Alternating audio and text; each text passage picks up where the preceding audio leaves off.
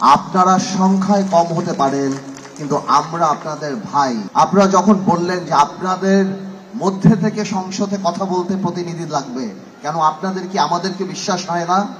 আমাদের উপর ইনশাআল্লাহ বিশ্বাস রাখেন আপনারা।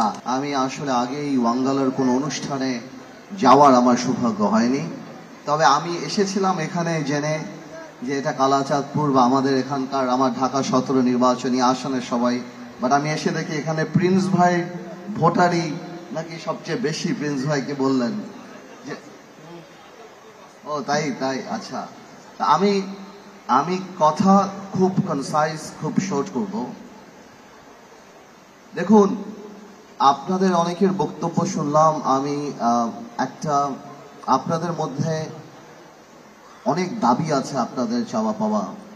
আমার মনে হয় সবচেয়ে বড় পরিবর্তনের জায়গাটা হওয়া উচিত, মনে করবেন না আপনারা সংখ্যায় কম হতে পারেন, কিন্তু আমরা আপনাদের ভাই, আমরা বাংলাদেশি, আমরা আপনাদের পাশের মানুষ। আপনারা যখন বললেন যে আপনাদের মধ্যে থেকে সংসদে কথা বলতে প্রতিনিধি লাগবে, কেন আপনাদের কি আমাদেরকে বিশ্বাস হয় না? আমাদের উপর ইনশাআল্লাহ বিশ্বাস রাখেন আপনারা।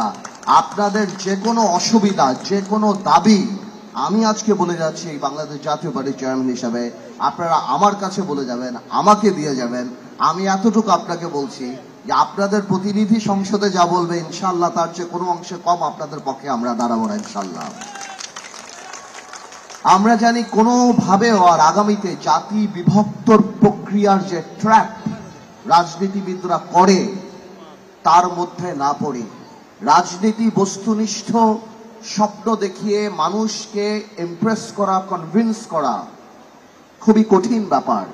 এর চেয়ে সবচেয়ে সহজ হলো জাতি বিভক্ত প্রক্রিয়া করা, যেটা গতানুগতিকভাবে আমরা দেখে এসেছি যে বড় বড় রাজনৈতিক দল বা এনারা এগুলি করে আসছে, বিশেষ করে গত 17 বছর ফ্যাসিস্ট আওয়ামী লীগ রিজিম যেটা করে আসছে। এই ট্র্যাপে জানি আমরা আগামীতে না পড়ি, আমরা যেন রাজনীতি করি গণতান্ত্রিক পন্থায়।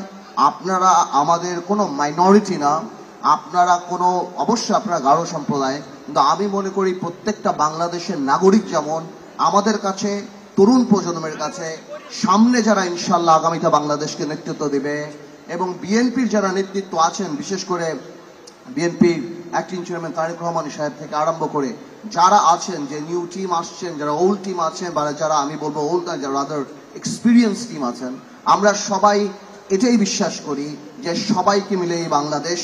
আসুন আমরা সবাই মিলে দেশ গড়ি। ধন্যবাদ আপনাদের।